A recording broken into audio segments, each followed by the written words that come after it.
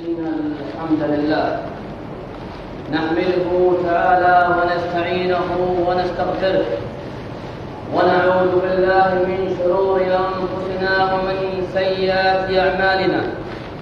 من يهده الله فلا مضل له ومن يضلل فلا هادي له، وأشهد أن لا إله إلا الله وحده لا شريك له، وأشهد أن نبينا محمدًا عبده ورسوله بلغ الرسالة وأدى الأمانة ونصح للأمة.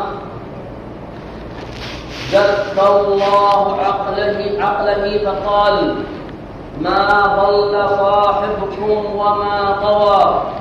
وذكى الله بصره فقال: ما زاغ البصر وما طغى.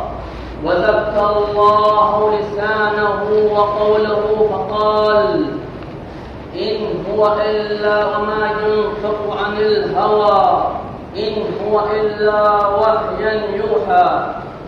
جاهد في الله حق جهاده حتى أتاه اليقين. عباد الله، أوصيكم ونفسي المقصرة بتقوى الله، فإنها وصية الله للأولين والآخرين، فإنها خير زاد ليوم المعاد. قال تعالى: يا أيها الذين آمنوا اتقوا الله ولا تموتن إلا وأنتم مسلمون. فإن أصدق الكلام كلام الله، وخير الهدي هدي نبينا محمد عليه أفضل الصلاة والسلام، وشر الأمور محدثاتها، وكل محدثة بدعة، وكل بدعة ضلالة، وكل ضلالة في النار. أجارنا الله وإياكم من النار. أخوة الإيمان والإسلام، خطبتنا في هذه الجمعة حول مرض من أمراض القلوب الخطيرة التي تنخر في هذه الأمة. هذا المرض يصيب به الرجل دون أن يشعر به. إنه مرض النفاق، وما أدراكم من النفاق. فالنفاق إظهار ما يبطن به الإنسان، وسمي الإنسان منافق لأن الإنسان له وجهين يظهر أحدهما حسب الموقف الموجه له. وقد توعد الله المنافقين بالدرك الأسفل من النار.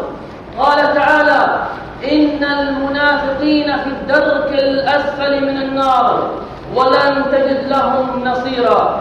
وقد جاء في الحديث عن أبي هريرة رضي الله عنه قال: قال رسول الله صلى الله عليه وسلم: آية المنافق ثلاث: إذا حدث كذب، وإذا أوعد أخلف، وإذا اؤتمن خان. متفق عليه. وجاء أيضا في حديث عبد الله بن عمر رضي الله عنه قال: قال رسول الله صلى الله عليه وسلم: أربع من كن فيه كان منافقا خالصا، ومن كانت فيه خصلة كانت فيه خصلة من النفاق حتى يدعها: إذا اؤتمن خان، وإذا حدث كذب، وإذا أوعد أخلف، وإذا خاصم فجر. متفق عليه. انظروا إلى حالنا يا عباد الله.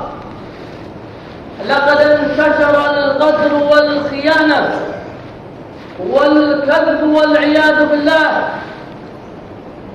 أيها المسلم، أيتها المسلمة، احذر من الكلام الذي ينقل إليك.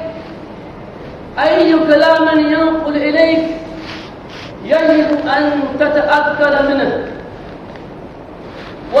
وخذوا هذه الحكمة: اسمع مني ولا تسمع عني. وقد